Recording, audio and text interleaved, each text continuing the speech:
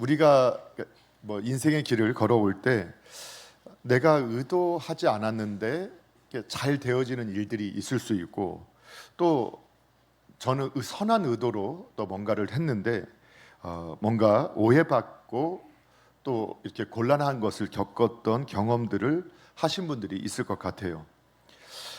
예전 아주 오래전 이야기였는데 제 기억에 남았던 게 미국의 사례인데, 옆에 노인 어르신들이 이사를 와서 그 미국의 어떤 부부가 그분들을 초청하고 지나가면 항상 밝게 인사하고 가끔 체수도 두고 하면서 교제를 했다는 거예요. 그게 말동무가 해줬다는 거죠. 그런데 이제 어느 날 그분이 돌아가셨어요. 돌아가시고 난 후에 그분의 변호사가 와서 이분한테 유산을 남겼다라고 하는데, 그 유산이 제가 그때 기억하기에는 그냥 뭐 이 작은 단위가 아니라 한 몇십억 단위의 유산을 남겨줬다라는 그런 내용을 읽은 적이 있어요. 아, 그런 일이 저한테 생겼으면 하는 마음이 항상 들면서 그걸 읽었겠죠. 근데 사실 그분은 그런 걸 의도한 게 아니겠죠. 그냥 옆에 사시는 그 두 어르신을 보면서 이렇게 섬기면서 같이 교제하고 지나가면서 인사하고 반갑게 맞아주고 그냥 식사 초대해서 같이 식사하면서 미국 그 체스 같은 거 하고 아니 카드놀이 하면서 같이 교제한 건데, 이제 그렇게 나중에 돌아가시면서 자신의 노년에 행복을 줬다라는 그런 이유로 그 감사하다고 유산을 그렇게 많이 남겨줬다는 거예요. 뭐 이런 일은 우리가 다 있었으면 좋겠죠. 그런데 또 이제 좀 이렇게 어려움을 겪고 있는 것처럼 보이고 뭐 불편해 보여서 좀 그 어떻게 보면 돕고 싶은 마음으로 다가가서 또 손을 내밀고 좀 도와드렸는데, 그분이 오히려 나를 무시하는 거냐 하고 버럭 화를 내고 짜증을 내는 이런 경우도 볼 때가 경험하는 분도 아마 있으실 것 같아요. 이처럼 이게 우리가 하는 일들이 우리의 의도대로 되어지지 않는 내용이 오늘 사무엘하 10장에 나와요. 하나님의 나라를 세워가는 이 다윗에게 하나님께서 어떻게 역사하시는가를 보여주는 것이 또 사무엘 10장의 내용이기도 해요.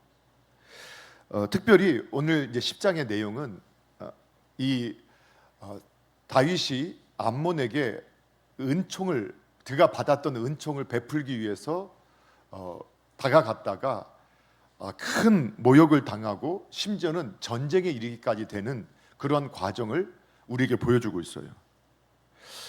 그러한 과정 속에서 하나님은 오히려 이 하나님의 나라를 확장해가는 모습을 보여줘요. 그래서 오늘 본문과 10장 전체를 통해서 하나님 나라의 확장이라는 제목으로 하나님의 나라를 세우시는 하나님의 주권적 역사를 살펴보고, 우리가 하나님께 어떻게 일하시는지를 우리가 경험하면서 우리의 삶에도 이처럼 하나님의 역사를 기대하며 믿음으로 나아가는 그러한 도전이 있기를 주님의 이름으로 축복합니다. 먼저 오늘 이제 1절에서 5절을 보게 되면 다윗의 선한 의도를 오해하는 한눈의 모습을 우리가 보게 되어져요. 우리 함께 성경을 좀 펴시고 1절에서 5절까지의 내용이에요. 1절에 보게 되면 암몬 자손의 왕이 죽고 그의 아들 한운이 대신해서 왕이 됐다, 이렇게 기록되어져 있거든요. 그런데 2절에 보면 다윗이 나하스의 아들 한운에게 은총을 베풀려고 했어요. 왜 그러느냐? 그의 아버지가 내게 은총을 베푼 것 같이 나도 할 것이다. 그러니까 어떠한 은총을 베풀었는지는 우리는 모르지만 아람 왕, 암몬 왕 이 나하스가 다윗이 왕이 되기 전에 아니면 왕이 되었을 때인지 어느 때인지 우리는 알지 못하지만 다윗이 생각하기에 잊지 못할 큰 은총을 베풀었던 거예요. 그래서 그 아버지가 죽었다는 소식을 듣고, 나하스가 죽었다는 소식을 듣고 한운을 위로하기 위해서 조문하는 조문객들을, 사절단을 보내게 된 거죠. 자, 그런데 이때 이 다윗은 그가 받은 은총을 그대로 더 베풀고 그가 받은 은총대로 더 큰 은총을 베풀고 싶은 마음으로 이러한 의도를 가지고 행했는데 3절에 보니까 어떤 일이 벌어지느냐. 우리 3절 한번 읽어볼게요. 함께 있습니다. 시작. 암몬 자손의 관리들이 그들의 주 한눈에게 말하되 왕은 다윗이 조객을 당신에게 보낸 것이 왕의 아버지를 공경함인 줄로 여기시나이까? 다윗이 그의 신하들을 당신에게 보내 이 성을 엿보고 탐지하여 함락시키고자 함이 아니나이까 하니. 예. 참 주변에 어떤 신하가 있는 것도 중요하죠. 어쩌면 아주 이성적이고 그 당시에 그 국제 정세를 본다면 이런 말도 일리가 있었을 거예요. 그런데 아버지와 관계를 생각하지 않고 한운도 그 신하들의 말을 받아들여요. 그리고 어떻게 했느냐? 그 사절단 조문객들의 수염을 반을 깎아버려요. 반을. 여러분 지금도 우리가 그쪽 그 성지순례 가면요, 아랍에게 있는 분들은 그냥 다 수염을 기르잖아요. 우리나라 분들 남자분들 수염 별로 안 기르시잖아요. 보니까 여기도 기르신 분이 거의 없잖아요. 근데 이 아랍에서는 수염을 안 기르면 어린아이라고 해요. 그래서 그 성인이 되면 당연히 수염을 기르고 수염을 억지로 깎임을 당했다. 이거는 굉장한 모욕이고 수치심을 갖게 되는 그러한 모욕을 오늘 당하게 된 거예요. 그리고 이 옷을 의복의 중동 볼기까지 잘랐다. 이거 뭐냐? 엉덩이가 보일 때까지 잘라서 옷을 잘라가지고 쫓아냈다는 거. 그것도 당연히 얼마나 모욕을 주는 행동이에요. 그래서 5절에 보면 다윗이 그 시대의 문화를 아니까 그 신하들이 예루살렘 성에 오기 전에 여리고에서 수염 다 기를 때까지, 왜? 가족들이 그거 보는 것도 너무 수치스럽고 부끄러웠고 보여주는 것도 부끄러울 것 같으니까 그 신하들을 이렇게 배려해서 그런 모습을 다윗이 보여주는 모습이 5절까지 나와요. 이미 다윗은 하나님 앞에서 뿐만 아니라 사람과의 관계, 특별히 신앙 안에서의 관계의 진실함을 우리 앞장에서 우리가 함께 살펴봤잖아요.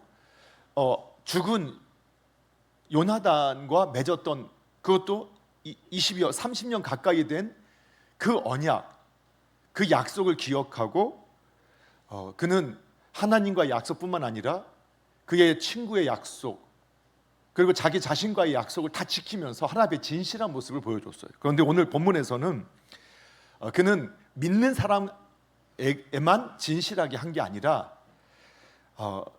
그가 하나님의 사람으로서 받은 은총, 하나님께 받은 은총에 반응해서 하나님께 신실했고 형제에게 신실했고 자신에게 신실했던 이 다윗은 그 하나님의 모습을 닮아서 세상 사람들에게도 그 받은 은총을 잊지 않고 오히려 더 큰 은총을 베풀려고 하는 그런 진실한 모습을 우리에게 보여주고 있는 거죠. 그런데 그의 선한 의도를 이 한눈이 오해하고 곡해하고 모욕해서 오히려 그 호의를 의심하고 그 헤세드, 언약에 기초한 그 사랑, 그 은혜, 은총을 깨뜨리고 또 무시하고 모욕을 줌으로 오히려 큰 수치, 부끄러움을 당하게 되는 모습을 우리가 보게 되어져요. 이것은 단지 이제 성경에 나오는 역사적인 이야기만은 아닙니다. 왜냐하면 오늘을 살아가는 저와 여러분에게도 이러한 일들이 계속해서 발생하고 있기 때문이죠. 우리가 지난주에도 말씀하면서 상고했던 것처럼 우리가 받은 은혜로 세상에 선을 베풀 때 그 선을 오해하고 비방하고 조롱하고 또 모욕을 주는 그러한 세상 사람들이 얼마나 많은지 우리는 주변에서 그러한 분들이 있었던 것을 확인할 수 있었어요. 또 우리 성도와 교회가 행하는 선한 일들, 그것이 직장에서 또 진심으로 내가 또 학교에서 진심으로 돕고 싶어서 선한 의도로 다가갔는데 그 주변의 사람들은 뭔가 다른 나쁜 의도를 가지고 행하는 것처럼 의심의 눈초리로 바라보고 오히려 뒤에서 수근수근거리는 모습도 보게 되어져요. 우리가 이제 교회에서 좀 은혜 받고 은혜 받고 집에 들어가서 내가 부모님한테 아니면 자녀한테 배우자한테 내가 좀 잘해야겠다 하는 은혜를 받고 집에 가서 이제 활짝 웃으면서 이렇게 사랑의 표현을 하니까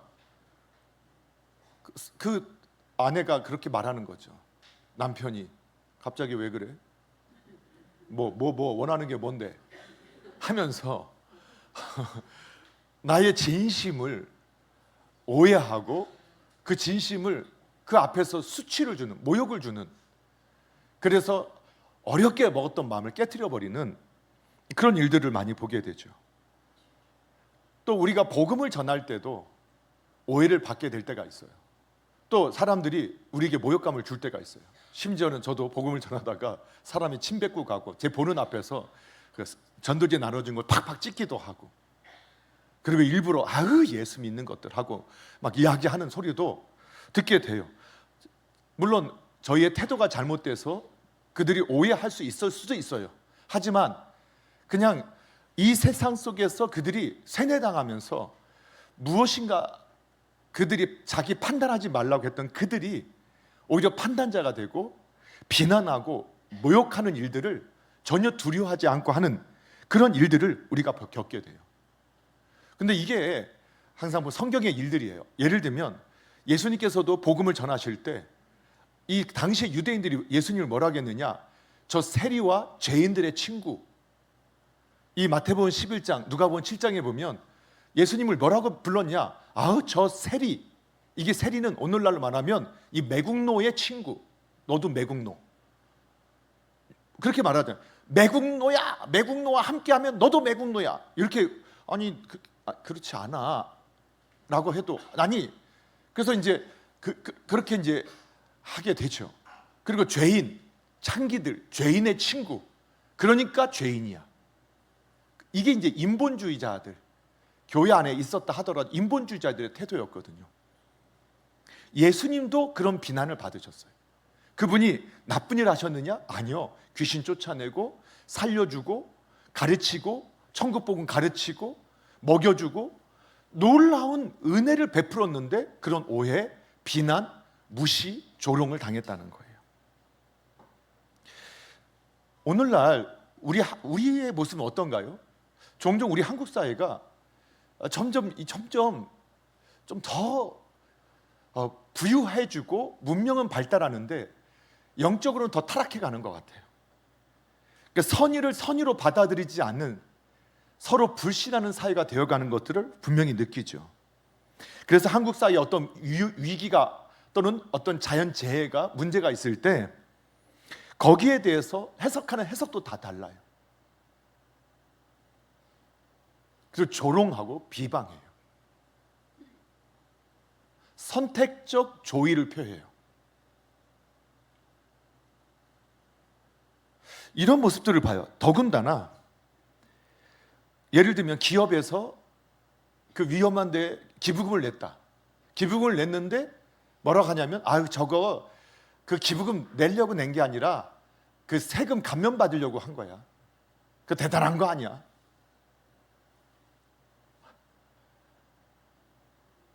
연예인들이나 또 일반 사람들이 그런 어려운 분들에 기부를 했다. 그러면 저렇게 벌면서 이거밖에 안 해? 아니 당신은 10원도 안 하면서 너무 당당하게 나는 못 벌어서 못하는 거고. 아니 못 벌어서 못하는 사람은 없어요. 그거를 너무 당연하게 여기는 사회가 되어져 가고 있어요. 너무 부끄러워요.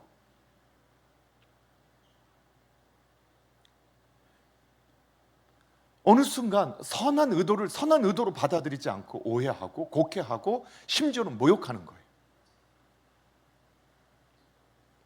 그러니까 우리의 삶에도 그런 일이 있다는 거죠. 그렇죠? 신앙인으로 살다 보면 이런 일들이 있어요.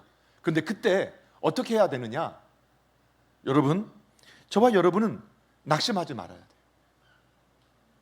우리가 행하는 것이 세상에 인정받는 게 목적이 아니에요. 우리가 세상 사람들에게 우리의 행위를 알리려고 하는 것도 아니에요. 자연스럽게 드러날 수밖에 없어요. 빛은 드러날 수밖에 없어요. 그 목적은 뭐냐? 내가 받은 사랑, 내가 받은 은혜를 하나님의 말씀에 반응해서 그 언약의 기초에서 그저 저는 그 말씀에 순종해서 그냥 행할 뿐이에요. 어떤 평가를 받든 어떤 모욕을 당하든 그건 상관없어요. 그래서 성도는 어떻게 해야 되느냐? 갈라디아서 6장 9절에 보게 되면 너희가 선을 행하되 낙심하지 말지니 포기하지 아니하면 때가 이르면 거두게 될 것이다. 하나님께서 우리에게 때가 이르면 거두게 하신다라는 말씀을 주신 거예요. 여러분, 우리가 다윗이 선한 의도로 그렇게 행했음에도 불구하고 그 세상은 그 선한 의도를 우리를 정탐하고 우리 성을 빼앗으려고 하는 거야. 그들이 잘못 오해했어요. 그리고 모욕을 줬어요. 그래도 선한 마음을 놓치지 말아야 돼요. 끝까지 우리는 믿음대로 행해야 돼요. 왜? 포기하면 그걸로 끝나요. 여러분, 은혜 받고 내가 그렇게 행하려고 했더니 그냥 반응을 세상 말로 개거지같이 해가지고 내 은혜 받는 걸 다 깨트려 버리고 내가 이럴 줄 알았어. 내가 이렇게 해봤자 변화되는 되는 거 없어. 그렇게 믿으면, 그렇게 생각하고 포기하면 그렇게 되어져요. 그러나 그 말을 들었어도 아니야. 내가 오늘 말씀을 듣다가 내가 당신한테 너무 미안한 게 많이 생각났어. 오히려 더 겸손하게 끝까지 행하면 자녀들에게도 끝까지 행하면 하나님이 반드시 열매 맺게 하실 것을 믿으시기 바랍니다.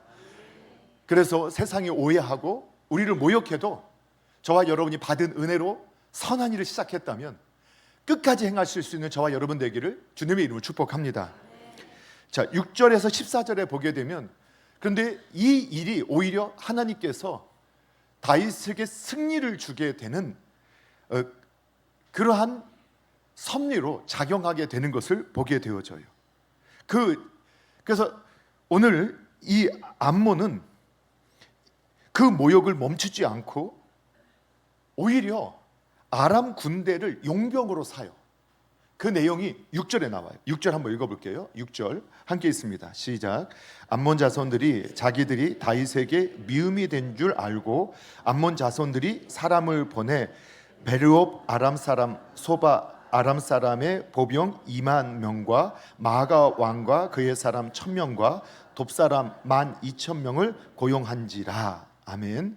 7절에 보게 되면 다윗이 듣고 반응했어요. 그러니까 다윗은 그 모욕을 당했는데도 나핫에게 받았던 은총으로 어떠한 공격도 하지 않았던 걸 알 수 있죠. 그런데 오히려 그들이 스스로 악을 행하고 스스로 자신들이 다윗에게 미움을 받게 됐고 다윗이 화나게 됐다라고 생각한 거예요. 그러면 여러분, 우리가 다윗이 그래도 반응하지 않고 기다려주면 우리가 어떻게 해야 돼요? 내가 잘못 생각한 것 같네, 미안해, 용서해, 이렇게 반응하는 것이 얼마나 아름답겠어요. 그런데 이 세상은 점점 악해져 가고 타락해져 가면서 자신의 잘못을 인정하면 짓밟히고 명예를 잃어버린다고 생각하는 것 같아요. 그리고 모든 걸 잃어버린다고 생각하는 것 같아요. 그래서 어떻게 되느냐? 오히려 이 암몬 자손들이 아람 사람들의 용병까지 사서 힘으로 세력을 모아서 다윗을 그냥 없애는 쪽으로, 더 악한 쪽으로 계획을 세워요. 여러분, 놀랍지 않아요? 오해하고 모욕한 것에 그치지 않고 심지어는 다윗을 죽이고자, 이스라엘을 없애고자 전쟁을 일으키는 아이러니한 모습을 우리에게 보여주는 거예요. 여러분, 고대 전쟁은요, 숫자 싸움입니다. 그래서 이제 숫자가 너무 많이 차이 나는데 이긴 전쟁들이 그 세계사에 남는 전쟁의 역사로 기록되잖아요. 근데 대부분 고대의 전쟁은 사람 수가 많으면 이기는 거예요. 그래서 전쟁할 때 오늘 그 전쟁의 그 상황의 기초에서 오늘 암몬 자손이 아람 사람들 까지 용병을 몇 명을 샀느냐? 전체 보니까 6절을 보니까 3만 3천 명의 용병을 산 거예요. 거기다가 아람 군대 따로 있었겠죠. 자, 그런데 이 급박한 소식을 듣고 다윗이 7절에 보면 그것을 듣고 그들이 전쟁을 일으킨다 하려고 하는 그것을 듣고 다윗이 요압과 용사의 온 무리를 보내게 되어져요. 여러분 이 시대에 어떻게 성경이 되어 있냐면 이 이스라엘 백성들이 20대부터 60대까지는 모두가 군인이에요. 그런데 상비군이 아니에요. 직업군이 아니라 평상시에는 자기 생활 하다가 전쟁이 있게 되면 모여 하면 그때 모이는 거예요. 그런데 상비군, 나라가 안정되어 가니까 직업군인이 필요하다는 걸 느껴서 사울 왕도 그때 상비군을 뒀는데 그때 숫자가 여러분 기억나시나요? 사무엘상에 보면 3천 명이었어요. 상비군이. 그러니까 다윗이 상비군을 뒀다 하더라도 아마 1만 명이 넘지 않는 정도가 되지 않았을까? 5천에서 1만 명 정도가 예측할 수 있겠죠. 근데 얼마인지 잘 나오지 않으니까 분명한 것은 지금 암몬과 아람의 연합군에 비하면 몇 대 1, 많게는 10대 1 아니면 5대 1의 병력 차이를 나는 이러한 전투에 임할 수밖에 없는 상황에 이르게 된 거예요. 더군다나 오늘 이 아람과 암몬의 이 연합군은 그 수가 많으니까 양쪽에서 요압의 상비군 그 전투병을 양쪽에서 공격해 들어왔어요. 그래서 오늘 9절에 보게 되니까 요압이 다윗 왕의 명령을 따라서 전체 상비군을 데리고 전투병력을 데리고 전쟁터에 나갔는데 이렇게 9절에 말하는 거예요. 자, 요압이 자기와 맞서 앞뒤에 친 적진을 보고 이스라엘의 선발한 자 중에서 또 엄선하여서 아람 싸움과 싸우려고 진쳤다. 그러니까 그 상비군 중에서 두 부대로 나눠야 되는데 아람이 아무래도 전쟁을 일으킨 주체니까 아무래도 그들은 목숨 걸고 싸울 거고 또 그 반대로 6절에 그들이 용병으로 샀던 아람 사람들은 암몬 사람들은 아주 목숨 걸고 싸우겠지만 용병인 사람들은 아무래도 전투의 태도가 좀 다르겠죠. 돈 받고 하는 건 전쟁이니까 적당히 싸울 수 있잖아요. 뭐 그거는 적당히 않을 수도 있겠지만 그런데 어쨌든 요압이 이 상비군 중에서 또 전투 병력 또 다시 추려내서 그가 암몬 자손들과 전투를 벌이고 요압의 동생이었던 아비새도 군대 장군이었는데 아비새에게 남은 또 상비군을 가지고 이 아람 사람들과 전투를 하라고 하는 거예요. 그리고 말하는 거예요. 네가 만약에 약해지면 내가 가서 너를 도울 것이고 네가 또 내가 약해지면 네가 나를 와서 도와라 하고 이 전투 가운데 이렇게 말을 하고 작전을 짜고 전투에 나가요. 여러분, 오히려 이 악한 자들이 자신의 잘못을 인정하고 돌이키고 용서를 구하는 게 아니라 오히려 자신의 죄를 더 덮고 그것을 무마하기 위해서 오히려 무모한 전쟁을 일으키고 공격해 올 때 하나님께서 오히려 이스라엘을 연합하게 하시고 하나 되게 만들고 단합하게 만드는 거예요. 여러분, 요압이라는 사람은요 굉장히 인본주의적인 그런 성격을 가졌다는 거 여러분 아시잖아요. 앞선 내용에서 그렇고 앞으로 뒤에도 요압은 자기 이익을 위해서 얼마든지 상황을 이용하는 사람이에요.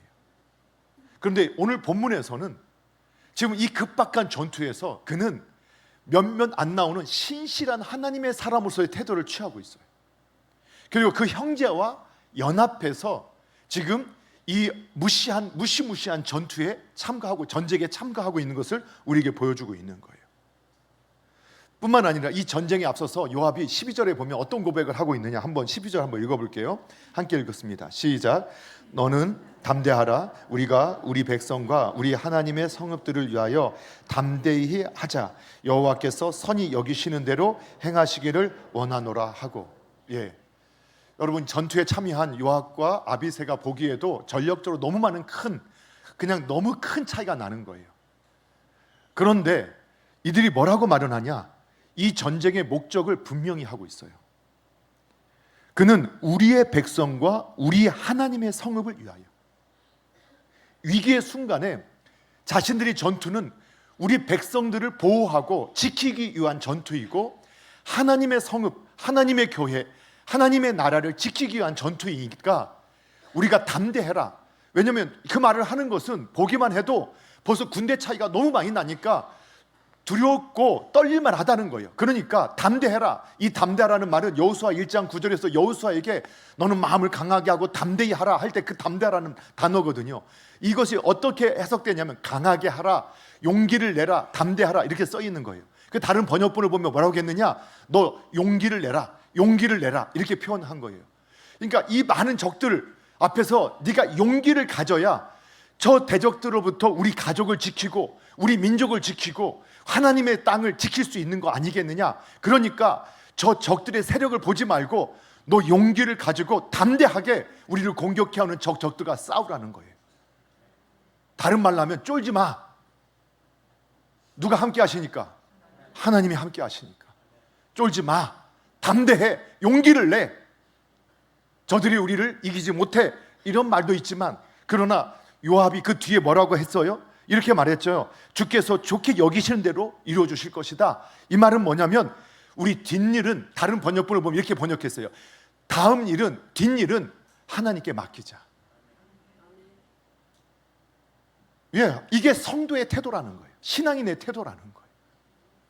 여러분, 대적이 나를 죽이려 하는데 그럼 우리는 가만히 있는 게 하나의 뜻이 아니에요. 나가서 싸워야 돼요. 그런데 이미 세력을 모으고 이미 힘을 가지고 있는 그 세력이 나를 모욕하고 죽이고자 달려들 때 우리가 진리를 가지고 있고 올바른 길을 가다가 이러한 공격을 당하게 되면 신앙인은 쫄아서는 안 된다는 거예요. 용기를 가지고 담대히 그들과 맞서 싸우는 자가 되라고 우리에게 말씀하는 거예요. 여러분, 그 뒤는 그러면 이길 수도 있겠죠. 질 수도 있어요. 그러나 이기고 지는 것은 두 번째예요. 그것은 누구한테 맡기는 거예요? 하나님께 맡기면 돼요. 그리고 우리는 하나님 앞에서 할 수 있는 최선을 다하는 거예요. 이것이 저와 여러분이 가져야 할 태도인 줄로 믿으시기 바랍니다. 그래서 오늘 성경에 보면 여러분, 이 전쟁 때문에 오히려 요압과 아빗의 이스라엘 군대들이 하나가 되어서 이 전투에 임하게 돼요. 이것이 하나님의 섭리예요. 오히려 위기의 순간 교회는 하나가 되어서 오히려 그보다 더 많은 세력, 더 그 많은 사람들, 많은 군대와 싸워 이기는 모습을 역사 속에서 수없이 우리에게 보여주었어요. 그래서 시편 133편 1절에 보게 되면 어떤 말씀이 있느냐? 보라, 형제가 연합하여 동거함이 어찌 그리 선하고 아름다운가. 예, 형제가 연합하고 동거함이 하나님이 보시기에 너무 선하고 아름답다라는 거예요. 그래서 성경 전도서 4장 12절에 보게 되면 한 사람이면 패하겠거니와 두 사람이면 맞설 수 있고 세 겹줄은 쉽게 끊어지지 아니한다라고 말씀했어요. 여러분, 교회의 문제는 뭐냐? 그리스도 안에서 하나가 되지 못할 때 가장 비참해지고 짓밟히게 되는 모습을 우리에게 보여준다. 빌립보서에 보게 되면 빌립보 교회는요, 바울이 큰 은혜와 이적과 기적을 세운 교회였죠. 그래서 하나님의 능력이 나타났던, 바울에 대해서 전혀 의심하지 않고 기도하는, 또 물질의 후원자가 됐던 교회가 빌립보 교회였어요. 그런데 이 빌립보 교회가 문제가 있었어요. 그게 뭐냐? 가장 열심히 섬겼던 두 여인이 서로 싸우는 거예요. 그래서 그게 교회에 문제가 되어지고 교회가 비난받게 되는 그러한 이유가 되어졌다고 말하고 있어요. 그래서 빌립보서 2장 2절에 주님께서는 바울을 통해서 마음을 같이하여 같은 사랑을 가지고 뜻을 합하여 한 마음을 품으라. 그리스도 예수의 마음을 품으라. 여러분, 마귀는 한 마음 되지 못하게 만들어요. 세상은 끊임없이 분열시켜요. 여러분, 인본주의자들, 이 공산주의자들, 이단의 특징이 뭔지 아세요? 옳은 말 하는 것 같이 말하지만 끊임없이 분열시켜요. 분열을 조장해요. 네 편, 내 편을 나누게 만들어요. 아주 세밀하게. 그러면서 결국은 어떻게 되느냐? 그들을 죽음의 함정에 빠뜨리는 게 이 마귀의 전술이에요. 그래서 성경은 너희가 평안에 매는 줄로 성령이 하나 되게 하신 것을 힘써 지키라. 우리에게 말씀하신 거예요. 사랑하는 성도 여러분, 하나님께서 우리와 함께 하세요. 전쟁은 하나님께 있어요. 우리에게 전쟁을 선포하고 전투를 벌이고 우리를 모욕하고 짓밟고자 하는 이 어둠의 세력들에게 여러분 담대하십시오. 쫄지 마십시오.